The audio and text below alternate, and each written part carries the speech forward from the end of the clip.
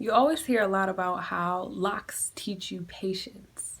And it's because the way you start your locks, how they look, is not necessarily how they look once they mature into locks.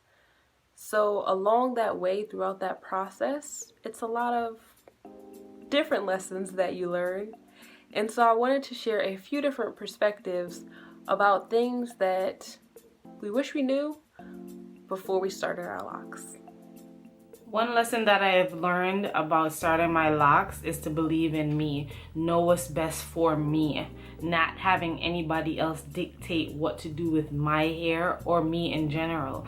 For instance, when I started my locks, I had thick, long locks, and a lady told me that my locks are not supposed to look like that. And though I thought she was wrong, I believed what she's saying because she was a hairstylist, so I allowed her to shave my hair. Big mistake.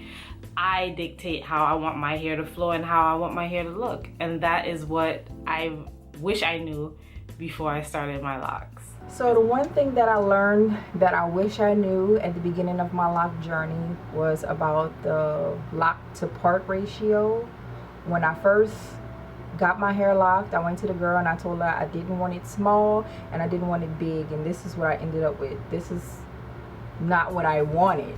If I can go back and change anything about my lock journey, it would be the thickness of my locks. I love some thick locks. The smaller ones like I have, they seem like they're micro locks, borderline sister locks. Even though it's full, I wish they were thicker. That's about it. So that's the only thing I would go back and change in the beginning. One thing I wish I had known about locks before starting would be lint. I wish I had been more aware that anything my hair touches, I need to make sure that it is something that will not get stuck in my locks.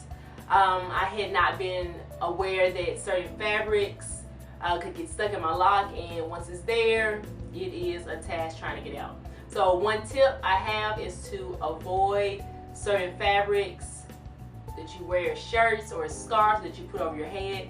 Anything that your hair touches, you want to make sure that it's safe for your hair. A lesson I learned that's a very obvious one is do not sacrifice health of your hair for the beauty of it. Going through dyes and multiple retwists and things like that. Yes, locks are low maintenance to a certain degree, but they still require a lot of maintenance, just like loose natural hair. So I would definitely advise anyone to do your research and to just basically find out how you can keep your locks the healthiest, because healthy locks are beautiful locks.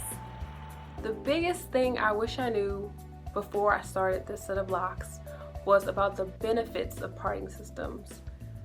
I don't know if you remember the video where I talked a little bit about deciding between diamond parts and square parts for this set of locks, and I chose to go with square parts just because it was easier, but because my hair is fine, whenever I retwist my hair, I see a lot of scalp. So I wish I had a diamond parting system, because it gives finer hair, or just any type of hair really, it makes it full, a lot less scalpy, and it looks really awesome when it's styled. So if I could change anything about my locks, it would definitely be my parting system. Thank you so much for watching. I hope you found a few other channels to subscribe to and some journeys to follow as well.